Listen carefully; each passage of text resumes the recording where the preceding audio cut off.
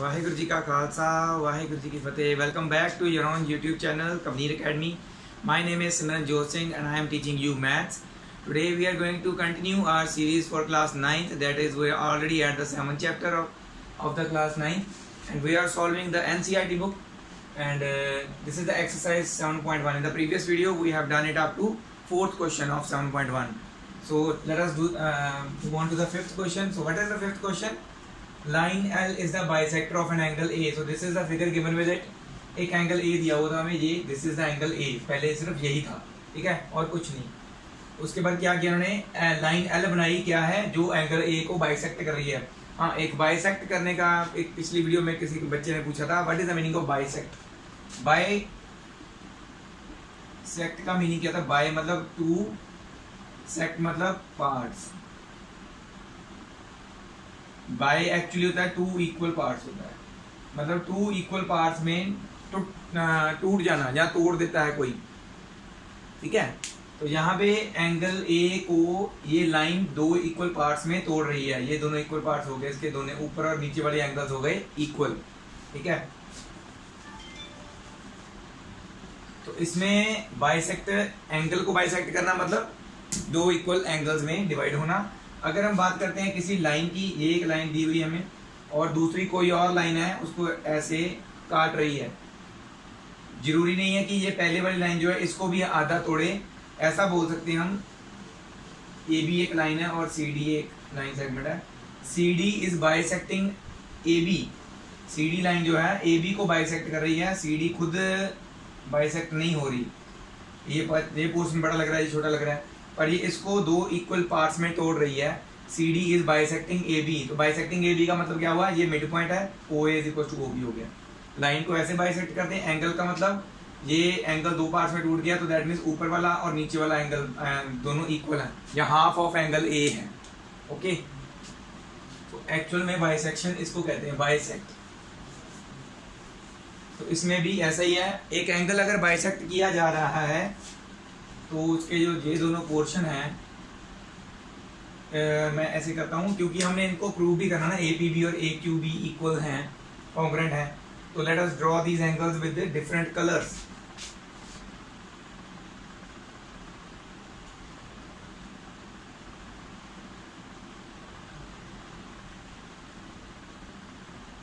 ऊपर वाला ग्रीन के साथ बना दिया मैंने, नीचे वाला रेड के साथ बनाते हैं. थोड़ी सी डिफरेंस में लगा रहा हूँ लाइन, ताकि इजीली पता चल सके आपको कि ट्रायंगल्स कौन कौन से हम ले रहे हैं. ओके, ये तो पता चल गया होगा. रेड वाले का ये इतना पोर्शन और ग्रीन वाले का अपर एंगल ये वाला, ये दोनों इक्वल है. इनको नाम दे देते हैं. इसका 1 लिख लेते हैं, इसका 2 लिख लेते हैं. Angle 1 is equal to angle 2 लिखेंगे इसमें, क्योंकि बाइसेक्टर है ना ये. ओके, और क्या दिया हुआ है, ये दोनों 90-90 के, क्योंकि परपेंडिकुलर है ना. B Q and B P, BQ and BP are perpendiculars on the from B on the arms of A. Line L के ऊपर कहीं पे भी एक B पॉइंट ले लिया, उस B पॉइंट से इस वाली आर्म पे एक एंगल की दो आर्म्स होती हैं, एक ये वाली एक ये वाली. पॉइंट B से इस वाली आर्म पे भी परपेंडिकुलर बनाया गया, उस वाली आर्म पे भी परपेंडिकुलर बनाया गया. परपेंडिकुलर का मतलब ये 90 है, ये भी 90 है, एंगल्स 90 हो गए, ठीक है. सम तो बहुत आसानी से हो जाएगा. So let's do it. आपको इसीलिए वैसे यहाँ से पता चल रहा होगा कि हमने गिवन और टू प्रूफ क्या लिखना है. गिवन ये हो जाएगा सारा,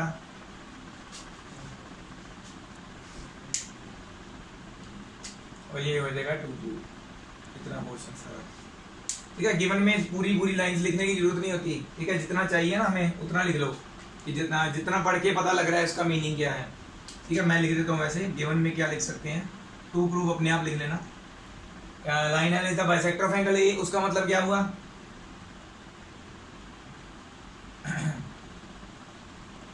L is bisector of angle A. इसका मतलब क्या हुआ, that is angle 1 is equals to angle 2, जो हमने वहां पे लिखी है. फिगर में बताना जरूरी है भी एंगल 1 और 2 क्या है. आपने अगर फिगर में पहले नहीं दिया था तो खुद लिख दीजिए. ओके, 1 और 2 बराबर है. और क्या हुआ, BP is perpendicular to first this line AP and BQ is perpendicular to AQ. ऐसे लिख सकते हैं क्योंकि ये परपेंडिकुलर दिए हुए हैं हमें. BP perpendicular to AP and BQ is perpendicular to PQ। To proof तो ये लिखना सारा मैंने बताया था ऑलरेडी, हम करेंगे प्रूफ। ये दोनों ट्रायंगल्स को कॉन्ग्रुएंट प्रूव करना बड़े इजीली हो जाएंगे। 90 90 इक्वल दिया हुआ है, 1 और 2 इक्वल हमने लिख लिया क्योंकि एंगल ए बाइसेक्ट हो रहा है लाइन एल से। तीसरी साइड बी ए दोनों में ए बी लिख लो, चाहे कॉमन है दोनों ट्रायंगल्स में। सो तीनों चीजें हैं हमारे पास, ए एस रूल से हो जाएगा, just write it then. In triangle A Q B and triangle A P B angle 1 is equal to angle 2 given है हमें, तो गिवन में लिख दिया था ना हमने। नहीं, अगर यहाँ पे नहीं लिखता तो पहले यहाँ पे लिखना पड़ना था, तो एक ही बात है। एंगल ये वाला 90 डिग्री है ना, B Q A is equal to angle B P A. B P A नीचे वाले ट्रायंगल का एंगल, दोनों क्या है 90 डिग्री है, ईच 90 डिग्री है। और last A B is equal to A B, दोनों में कॉमन साइड है। सो बाय, यहां नहीं देखना, कहां देखना है डायग्राम में, angle side. Okay, by A S जो पॉसिबल रूल्स हैं वही लगा सकते हो, इससे अलावा आप ऐसा से नहीं लगा सकते। ए एस एस रूल नहीं है, जो नहीं है वो नहीं लगाना, जो है वही लगा सकते हो। ए एस रूल है, A S congruency rule. Triangle A Q B is congruent to triangle A P B. हो गया प्रूफ एक। दूसरा पूछा उन्होंने BP is equal to B Q, जहां फिर B is equidistant from arms of A. Equidistant का मतलब भी परपेंडिकुलर डिस्टेंस ही होता है, क्योंकि किसी भी पॉइंट का डिस्टेंस किसी भी लाइन से मिनिमम परपेंडिकुलर डिस्टेंस ही देखते हैं, ना कि कोई और कोई भी डिस्टेंस बड़ा होगा ना, मिनिमम डिस्टेंस हम देखते हैं। अगर जल्दी कैसे पहुंच सकते हैं, अगर आप यहाँ पे खड़े हो, यहाँ पे जाना है तो आप सीधा सीधा जाओगे ना, परपेंडिकुलर डिस्टेंस टेढ़ा तो नहीं जाओगे। तो इसीलिए इक्वी डिस्टेंट अगर चेक करना है तो हमेशा परपेंडिकुलर डिस्टेंस देखते हैं, किसी भी पॉइंट का किसी भी लाइन से देखना है तो हमेशा परपेंडिकुलर डिस्टेंस देखते हैं। तो B Q is equal to B P लिख सकते हैं हम ऑलरेडी, क्योंकि हमने ट्रायंगल्स कॉन्ग्रुएंट प्रूव कर दिए। So write it, B Q is equal to B P by C P C T, hence proved. इतना आसान था, बस समझने की देरी है, ठीक है, इसको नोट कर लीजिए। Let's move on to the next sum. So let's move on to our next sum. This is the figure 6. Already मैंने जो ट्रायंगल्स इसमें प्रूव करने को बोले जाएंगे, जहाँ प्रूव करने पड़ेंगे हमें, मैंने ऑलरेडी ग्रीन और रेड कलर से अलग अलग बनाए हैं। मैं समझाता हूँ कैसे पता लगा। फिगर 6 में हमें बताया गया है कि A B is equal to A D है और A C, this is A C is equal to A E, ठीक है। प्रूफ और एक और चीज है B A D, this angle B A D, this one only, let us mark it with green. This angle is equals to the other angle, this is the next C A E, E A C करो। We have to prove B C is equal to D E, that is B C of this triangle and D E of this triangle, ठीक है। अगर equal दी हुई है sides, वो अलग अलग ट्रायंगल्स की होंगी तभी फायदा है इक्वल होने का। ए सी और ए ई दिया है इक्वल, ए सी और ए ई, ठीक है। This is A C green triangle की है, ए ई रेड ट्रायंगल की है। ए बी और ए डी दिया है, ए बी ग्रीन ट्रायंगल की है, ए डी रेड ट्रायंगल की साइड है, ओके। दो साइड्स तो इक्वल होगी। तीसरा देखो B A D angle is equal to E A C, B A D, no हमें चाहिए था ग्रीन एंगल, ग्रीन ट्रायंगल का पूरा ये वाला एंगल बी ए सी चाहिए था, डी ए ई के बराबर चाहिए था ना। बट हमें क्या दिया है, इतना इतना पोर्शन छोड़ के, सेंटर में जो कॉमन पोर्शन है दोनों के, ये वाला इतना एंगल छोड़ा हुआ दोनों में, ठीक है। दोनों ट्रायंगल्स के जो ये एंगल्स हमें इक्वल चाहिए थे, उनमें से इतना इतना पोर्शन ब्लैक वाला जो मैंने मार्क किया है, ग्रीन एंगल से भी उतना कम है और रेड एंगल से भी उतना कम है, वैसे ग्रीन और रेड इक्वल हैं। तो दोनों में क्या कमी है? सिर्फ DAC एक एंगल की कमी है जो हम पूरी कर देंगे। ठीक है, सॉल्व करने से पहले तो गिवन और टू प्रूव तो आप इजीली देख सकते हो। दिस इज गिवन एंड ये लिखना है टू प्रूव में BC और DE जो है साइड्स, ये ग्रीन ट्रायंगल की और एक रेड ट्रायंगल की है। तो इससे पता चला मुझे कि मुझे ये दोनों ट्रायंगल्स जो हैं कॉन्ग्रुएंट प्रूव करने पड़ेंगे, तभी मेरा जो BC और DE साइड्स आएंगी ओके इक्वल। तो आ जाते हैं प्रूफ पे। ट्रायंगल्स के अंदर जाने से पहले हमारे पास क्या दो है, दो साइड्स और एक एंगल, वो भी आधे आधे, पूरे नहीं, मतलब थोड़ा थोड़ा पोर्शन दोनों में कम है। तो पहले तो वो कमी पूरी करें, फिर ट्रायंगल्स के अंदर जाएंगे हमें जो चीज चाहिए। तो सबसे पहले देखिए हमें क्या गिवन है, angle BAD is equal to angle EAC दिया हुआ है हमें ऑलरेडी। BAD में अगर मैं DAC एक और एंगल ऐड कर दूं so it will become full angle ना, और EAC में भी DAC ऐड कर दें तो बन जाएगा EAD, है ना। तो दैट मीन्स जो दोनों में कमी है, वैसे तो पहले से इक्वल है बट दोनों में एक कॉमन चीज की कमी है, वो है DAC एंगल की, वो हम ऐड कर देंगे। Adding angle DAC on both sides. So angle BAD plus angle DAC और angle EAC plus angle DAC।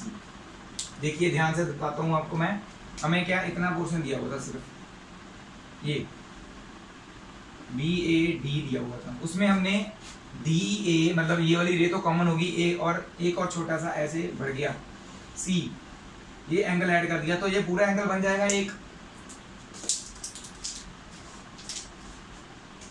तो ये पूरा एंगल ये वाला बन जाएगा BAC, है ना। दोनों एंगल ऐड हो गए, यहीं यहाँ पे भी वही हो रहा है, तो इट बिकम्स एंगल BAC। इसी तरह से हमें दिया हुआ था EAC ऑलरेडी, कितना पोर्शन ऐसे दिया हुआ था EAC, इसमें DAC मतलब AC तो एक कॉमन रे होगी उसकी और इसकी एक ऐसे D पॉइंट अलग से जा रहा था, ये वाला दिया हुआ था, इसमें ये ऐड कर दिया, it becomes EAD। EAC plus DAC become, sorry इससे लिखना था EAD। अब देखो ग्रीन ट्रायंगल का ये पूरा एंगल हो गया BAC, हो गया ना। इसको ऐड करने के बाद ब्लैक वाले को ऐड करने के बाद ये पूरा एंगल, अब ये वाले पूरे एंगल के बराबर हो गया। अब ट्रायंगल्स के एंगल पूरे पूरे इक्वल हो गए। अब हम देख सकते हैं इनको कॉन्ग्रुएंट प्रूव कर सकते हैं, वो आपने खुद करना है। ट्रायंगल कौन कौन से लेने हैं, BAC and DAE। Angles already ये वाले प्रूव कर दिए हमने, बाकी साइड्स रह गई जो दी हुई है वही लिखनी है, गिवन। रूल कौन सा बनेगा, ग्रीन ट्रायंगल को देखो सिर्फ ये वाली साइड, ये वाला ग्रीन एंगल और ये वाली ग्रीन डबल डैश वाली साइड, SAS रूल बनेगा, जिससे आप इनको कॉन्ग्रुएंट लिख सकते हैं। एंड में आपने BC इक्वल टू DE लिखना है बाय CPCT, खत्म। ठीक है, इतना पोर्शन मैंने कर दिया है, सिर्फ बताना था भी एंगल्स इक्वल कैसे आए, बाकी आपने खुद करना। ठीक है, let's move on to our next sum. So this is the seventh sum of our exercise 7.1. So in this figure, this is the figure 7, but is given to us AB is a line segment and P is the midpoint of AB, that means AP is equals to PB. Okay. और हमें already पता है कि कौन से triangles congruent prove करने हैं, तो मैंने वही वाले ग्रीन और रेड अलग अलग कलर कर दिए हैं ऑलरेडी। ठीक है, क्या दिया हुआ हमें, this angle is equal to this angle दिया हुआ ऑलरेडी। देखो angle where it is BAD, so this angle is BAD and angle ABE, this is ABE, equal, these are equal. EPA, that is this one, EPA, this angle is equals to EPB, that is where it is EPA, DPB. So already mark किया, single के साथ single वाला equal, double line वाले के साथ double line वाला angle equal है। Okay, इसमें भी कमी है एक, देखिए क्या, साइड्स इक्वल हैं, दो एंगल्स इक्वल हो गए, सेंटर वाले ये जो एंगल है ना, ये पूरे पूरे इक्वल नहीं है। ग्रीन ट्रायंगल को अगर ध्यान से देखोगे, ग्रीन ट्रायंगल में इतना सा पोर्शन जो है, इतना पोर्शन ग्रीन ट्रायंगल का रेड ट्रायंगल के इतने पोर्शन के बराबर है एंगल के। मतलब दोनों एंगल्स में कमी क्या है, ये सेंटर वाले एंगल की, अगर ये ग्रीन ट्रायंगल का इतना एंगल ना हो के इतना एंगल टोटल पूरा APD, और रेड ट्रायंगल का भी DPB ना हो के पूरा EPB इक्वल होता, दोनों इक्वल होते, then our purpose will be solve.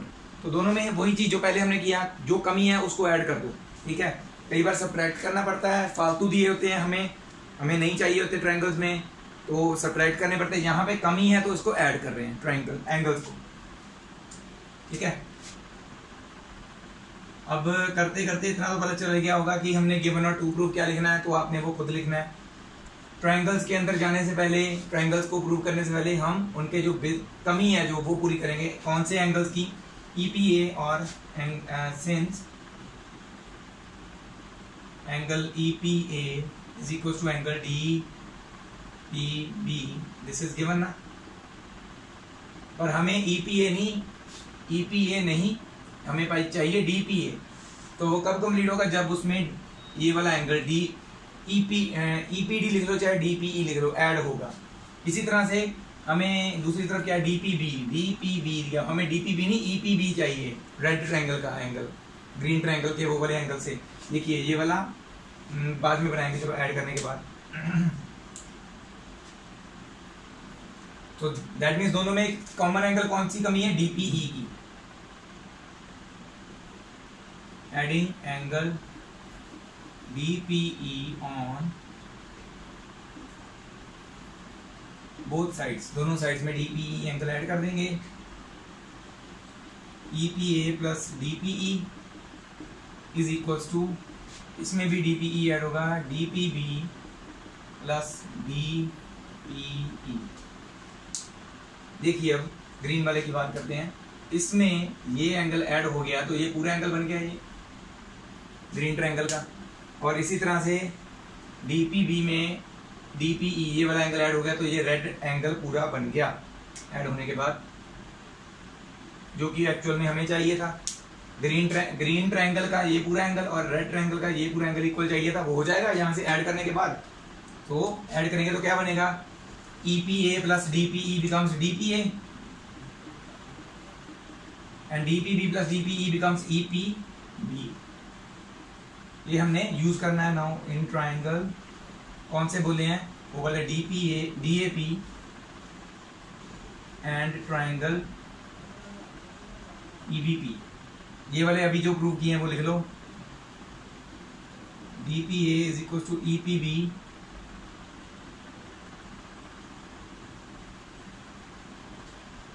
Proved above. और क्या था? मैं ऑलरेडी जो दिए हुए थे, this one BAD, this one BAD, या फिर इसको PAD लिख सकते हैं क्योंकि B तो दूसरे ट्रायंगल की तरफ चला जाता है ना। उससे पहले वाला पॉइंट लिख लो जो ग्रीन में आता है, PAD is equal to PBE। ABE लिखने की बजाय PBE लिख देना, ठीक है। ट्रायंगल के बाद मतलब तो यही है, यही चीज हम यहाँ पे लिख रहे हैं, बस पॉइंट P से लिख रहे हैं, ना कि इसका पॉइंट B से नहीं लिख रहे, इसका पॉइंट A से नहीं लिख रहे, बस P से लिख रहे हैं क्योंकि सेंटर पॉइंट P है। ये दोनों इक्वल हैं गिवन। और क्या? AP और BP इक्वल हैं। क्यों? क्योंकि मिड पॉइंट है P, हमें पता है, दिया हुआ है। AP is equal to PB because P is the midpoint of AB। Then देखिए कौन सा बना? एंगल साइड और ये एंगल ग्रीन ट्रायंगल को ऑलरेडी और देखिए, ये वाला एंगल, ये वाली साइड और ये वाला angle, angle side angle, ASA rule बना। So by ASA congruency rule, triangle DAP is congruent to triangle EBP congruent proof हो गए। बस इसकी ही ये पहली चीज प्रूव करने की जरूरत होती है, बाकी आगे अपने आप निकलती जाती हैं। AD और BE, देखो AD ग्रीन ट्रायंगल की साइड है, BE रेड की साइड है, इक्वल लिख सकते हैं by CPCT। AD is equal to BE by CPCT, hence proved. So ये था हमारा 7th सम। इसके बाद 8th and last sum of this exercise and last sum of this video also, वो सबसे बड़ा सम है, ध्यान से देखिएगा। है सिंपल, वैसे पेपर में बहुत बार आया हुआ है। मैं सॉरी ये बताना भूल गया, जो हमने अभी 3 सम किए या 4 सम किए इस वीडियो में स्टार्टिंग से कर रहे हैं, वो चारों के चारों सम्स पेपर में बहुत बार आए हुए हैं। So all the sums are very very important. जो अब हम सम करने वाले हैं 8th sum, that is very very very very very important, paper में बहुत बार आया हुआ है 4 मार्क्स में। तो ये 4 सम्स जो हैं इस एक्सरसाइज के आपने बहुत ध्यान से करने हैं। इस वीडियो के सारे सम्स एक्चुअल में ध्यान से करने हैं, पेपर में आएंगे आपको, कोई ना कोई जरूर आ जाएगा, ठीक है। ये नोट कर लीजिए। Let's move on to our last sum of this video.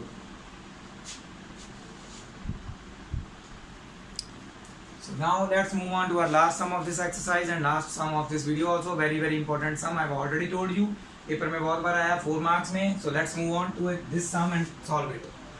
In triangle ABC, A right angled at C, ये ट्राइंगल ABC है, राइट एंगल्ड एट C का मतलब ये एंगल राइट एंगल है, 90 डिग्री है, ओके।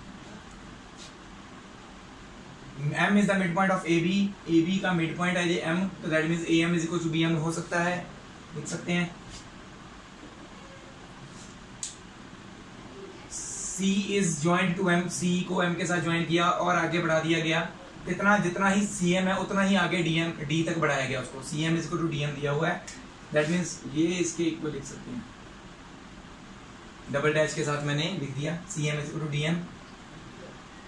और क्या दिया हुआ है, point D is joined to B, point D को B के साथ ज्वाइन कर दिया। See the figure 8, this is the figure 8।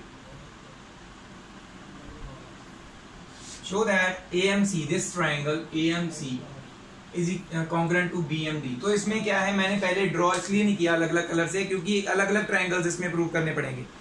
तो इस ट्राइंगल में अगर मैं सभी अलग अलग कलर से ड्रॉ करूंगा तो आप खुद कंफ्यूज हो जाएंगे। तो जितना चाहिए उतना उतना ड्रॉ कर रहा हूँ। देखो पहले AMC को BMD के इक्वल प्रूव करने को बोला है, तो इतना सही बनाएंगे हम। ये देखो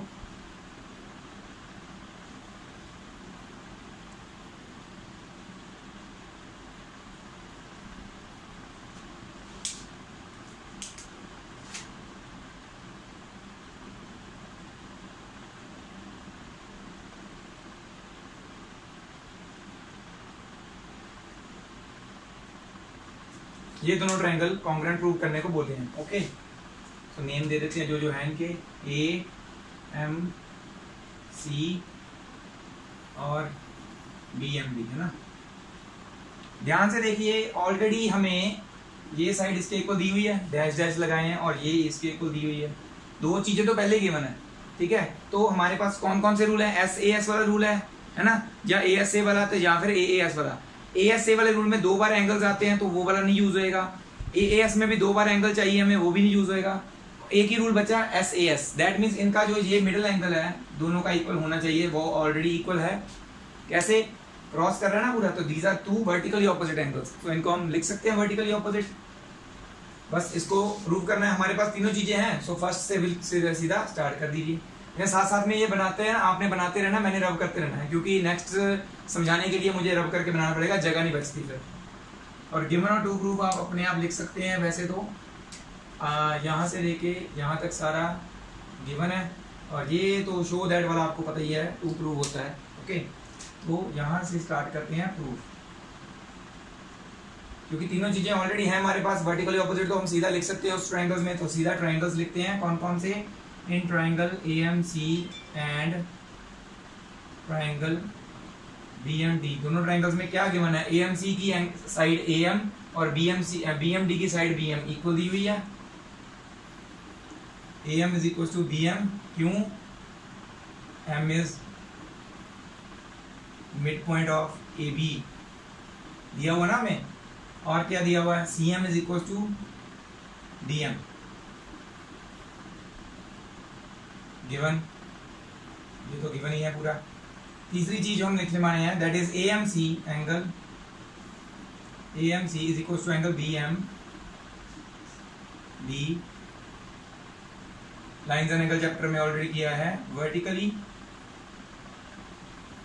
ऑपोजिट एंगल्स। सो कौन सा रूल लगा? SAS। यहां नहीं देखना, यहां तो SSA बन रहा है, ये आप कहेंगे होता नहीं है, डायग्राम में देखना है कौन सा SAS, side angle side.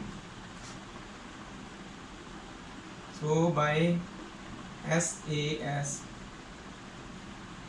Congruency rule यहां लिखते हैं triangle AMC is congruent to triangle BMD।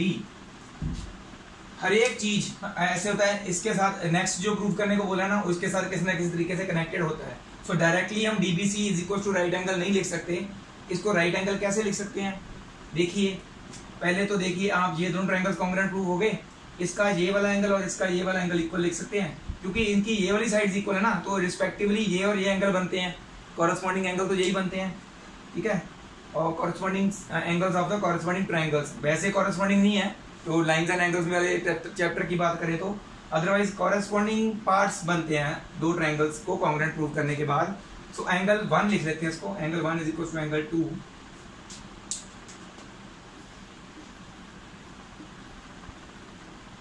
Bye CPCT। और ध्यान से देखिए 1 और 2 ऑल्टरनेट एंगल्स भी तो बन रहे हैं, ये देखो Z बन रहा है ना, इसका अंदर वाला एंगल और इसका अंदर वाला एंगल इक्वल है, तो दैट मींस इनकी नॉन कॉमन आर्म्स पैरेलल होनी चाहिए, ठीक है।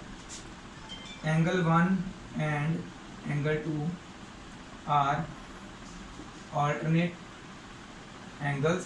सो AC is parallel to BD। Reason लिख देंगे converse of alternate angles axiom की वजह से, converse of alternate angles axiom की वजह से AC पैरेलल टू BD हो गया। AC पैरेलल टू BD है तो अब हम ट्रांसवर्सल, जो पहले हम ये ले रहे थे अब ये ले लेंगे BC, चेंज कर देंगे ट्रांसवर्सल, पैरेलल लाइंस वही हैं, अब ट्रांसवर्सल ये हो जाएगी BC। इस यहां पे लिखेंगे and taking transversal BC angle DBC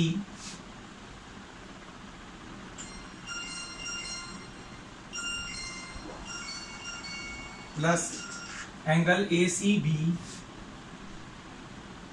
is equals to 180। these are co-interior angles। हो सकता है, देखिए ध्यान से पता चल रहा होगा, ये एंगल पूरा और ये मतलब पैरेलल लाइंस के जो ऐसे होता है ना, बीच वाले दो एंगल्स होते हैं interior angles on the same side, वो को इंटीरियर एंगल्स होते हैं, उनका सम 180 होता है। तो ये वाला एंगल DBC और प्लस ACB इक्वल 180 होगा। ACB ऑलरेडी हमें दिया हुआ है 90 डिग्री, बताया था ना उन्होंने, ABC is a right angle triangle, right angle at C, तो मतलब ये एंगल्स 90 डिग्री ऑलरेडी हमारे पास है। तो यहाँ पे लिखेंगे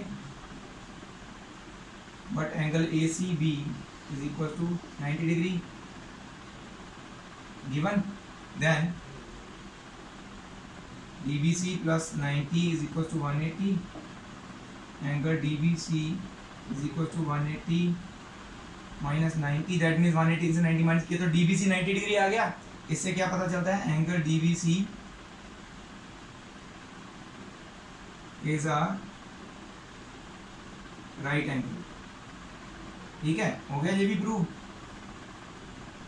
एक तो ये करना था और क्या करना था, ऊपर हमने किया कॉन्ग्रुएंसी, ये चीज, दो चीजें हो गई, दो बच गई। अब हम वहां पे रब करके बाकी की दो चीजें भी बनाएंगे, करेंगे सॉल्व।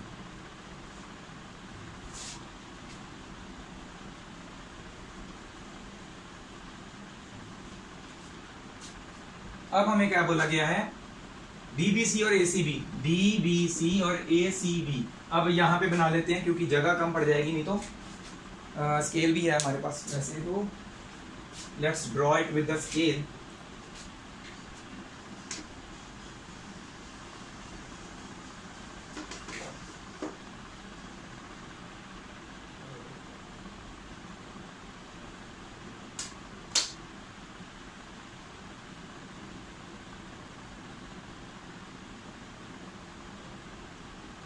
ये ग्रीन ट्रायंगल अब मैं यहाँ पे क्यों बना रहा हूँ, क्योंकि मेरा पर्पस जो है ना इसके बाद सॉल्व हो जाना है, फिर और कुछ बनाने की जरूरत नहीं पड़ेगी।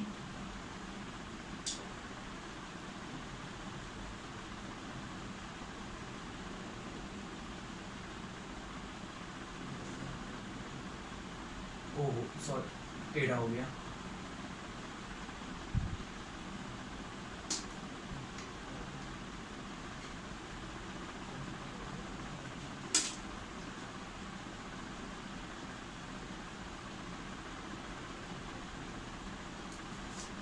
रेड ट्रायंगल ग्रीन के इक्वल प्रूव करना है। और सॉरी एक चीज है जो इस ट्रायंगल में हमें चाहिए बट हमने पहले लिखनी चाहिए थी हमें, वो हमने नहीं लिखी, वो भी लिखेंगे। देखो एंगल 1 और एंगल 2 हमने इसलिए इक्वल लिख दिए इन ट्रायंगल्स को प्रूव करने के बाद, क्योंकि हमें ऑल्टरनेट एंगल्स मिल रहे थे तो हम AC पैरेलल टू BD लिख सकते थे। बट अब इन ट्रायंगल्स को कॉन्ग्रुएंट प्रूव करने के लिए देखो BC common, angle DBC is equal to ACB 90-90 हो गया। एक एंगल और एक साइड है हमारे पास, एक और साइड अगर AC और DB भी इक्वल लिख देते तो हमारी जो है पर्पस सॉल्व हो गया, SAS रूल बन जाना था बड़े आराम से। तो देखोगे आप AC और DB पहले जो हमने ट्रायंगल्स प्रूव किए ये वाले इनकी भी साइड तो है ना, तो बाय सिंप्लिसिटी हम इनको पहले ही इक्वल लिख सकते थे। तो यहाँ पे एक चीज चाहिए थी हमें already, and AC is equal to BD, ये भी बाय सिंप्लिसिटी, क्योंकि उन ट्रायंगल्स में ये इक्वल लिख सकते थे हम, ठीक है। ये हम यूज कर सकते हैं अब नेक्स्ट ट्रायंगल्स को प्रूव करने के लिए। अब हमारा पर्पस हो गया सॉल्व, अब सीधा ट्रायंगल्स लिखो। इन ट्रायंगल कौन सा, DBC and triangle ACB, DB is equal to AC, DB is equal to BD is equal to AC लिख लो। चलो प्रूव्ड अबव।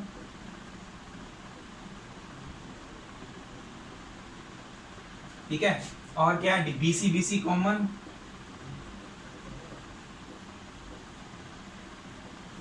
तीसरी चीज क्या, अभी हमने एंगल्स प्रूव किए ना, DBC भी 90 है और ACB भी 90 था। Angle DBC is equal to angle ACB each 90। ये दोनों क्यों लिखे, क्योंकि DBC इस ट्रायंगल का एंगल है, ग्रीन वाले का,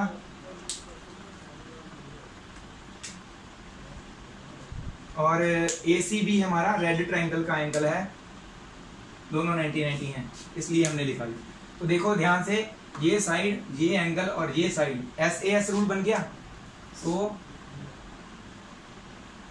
बाय SAS कॉन्ग्रुएंसी पूरा लिख लेना, वैसे चलो मैं लिख देता हूँ, congruency rule triangle DBC is congruent to triangle ACB। Okay, ये कॉन्ग्रुएंट प्रूव हो गए। अब देखो हमें क्या पूछा गया, CM is half of AB। CM जो है वैसे तो पूरी DC साइड जो ट्रायंगल की है उसका ही पार्ट है ना, और AB तो है ही हमारे जो हमने ट्रायंगल प्रूव किए, तो हमें एक्चुअल में यही यूज करना है, DC is equal to AB लिखना पड़ेगा। ठीक है,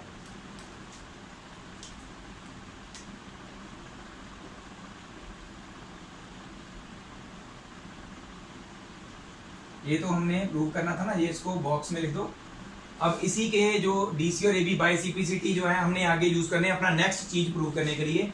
DC को हम लिख सकते हैं DM प्लस CM, और AB को ऐसे रहने दीजिए क्योंकि AB तो उन्होंने छेड़ा ही नहीं है right hand side. DM equal to CM already दिया हुआ था, ये यहाँ पे देखिए DM is equal to CM,